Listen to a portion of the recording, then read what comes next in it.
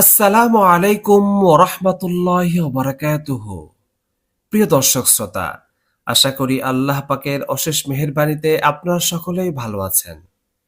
আমরা নবী করিম সাল্লাল্লাহু আলাইহি সাল্লাম ও তার সাহাবীদেরকে দেখিনি তাদের জীবন কেমন ছিল।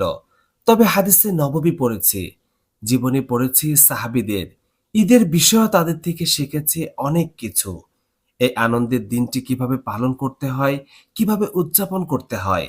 আমরা গল্পে গল্পে সাহাবীদের থেকে শুনেছি নবী করিম সাল্লাল্লাহু আলাইহি সাল্লামের ঈদ কেমন ছিল, ঈদের আনন্দঘন মুহূর্ত কিভাবে কাটিয়েছেন তারা।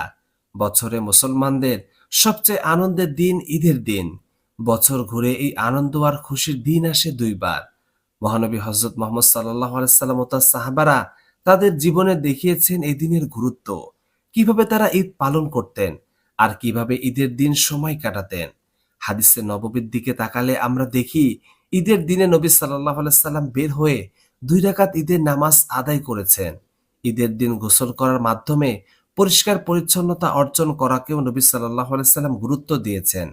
হযরত ইবনে ওমর রাদিয়াল্লাহু তাআলা আনহু থেকে বিশুদ্ধ সূত্রে বর্ণিত, তিনি ঈদুল ফিতরের দিনে ঈদগাহে যাওয়ার পূর্বে গোসল করতেন। হযরত আলী রাদিয়াল্লাহু তাআলা আনহু থেকে বর্ণিত, সুন্নাহ হলো ঈদগাহে হেঁটে যাওয়া, পথে যাদের সাথে দেখা হবে তাদের সালাম দেওয়া, যে পথ দিয়ে যাবে সে পথে না ফিরে অন্য পথে ফিরে আসা।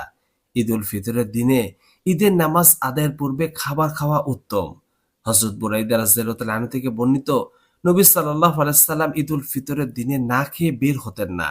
ইবনুল কাইয়িম রাহমাতুল্লাহ আলাইহি বলেছেন, নবী সাল্লাল্লাহু আলাইহি সাল্লাম 2 ঈদে ঈদগাহে যাওয়ার পূর্বে সর্বোত্তম পোশাক পরিধান করতেন। হযরত আব্দুল্লাহ ইবনে সাইব রাদিয়াল্লাহু তাআলা আনহু থেকে বর্ণিত, আমি নবী করিম সাল্লাল্লাহু আলাইহি সাল্লামের সাথে ঈদ উদযাপন করলাম। যখন তিনি ঈদের নামাজ শেষ করলেন বললেন, আমরা এখন খুতবা দেব। যার ভালো লাগে সে যেন বসে, আর যে চলে যেতে চায় সে যেন চলে যেতে পারে। ঈদের সময় বিভিন্ন আত্মীয় স্বজনদের খোঁজখবর নেওয়া ও তাদের বাড়িতে বেড়াতে যাবার বিশেষ সুযোগ তৈরি হয়।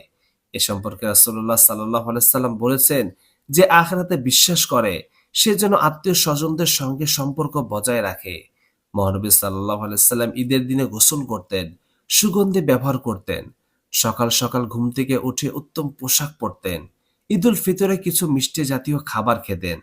একবার ঈদের দিন মহানবী সাল্লাল্লাহু আলাইহি সাল্লাম রাস্তার পাশে একটি ছেলেকে কাঁদতে দেখে তার কাছে যান।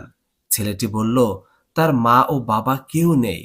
মহানবী সাল্লাল্লাহু আলাইহি সাল্লাম ছেলেটিকে নিজ ঘরে এনে বলেন, আমি তোমার পিতা, আর আয়েশা তোমার মা, ফাতেমা তোমার বোন, আর হাসান ও হোসেন তোমার খেলার সাথী। সাহাবা একরাম সর্বক্ষেত্রে মহানবী সাল্লাল্লাহু আলাইহি সাল্লামের অনুসরণ করতেন। তারা এই বাক্যর মাধ্যমে ঈদের দিন শুভেচ্ছা বিনিময় করতেন।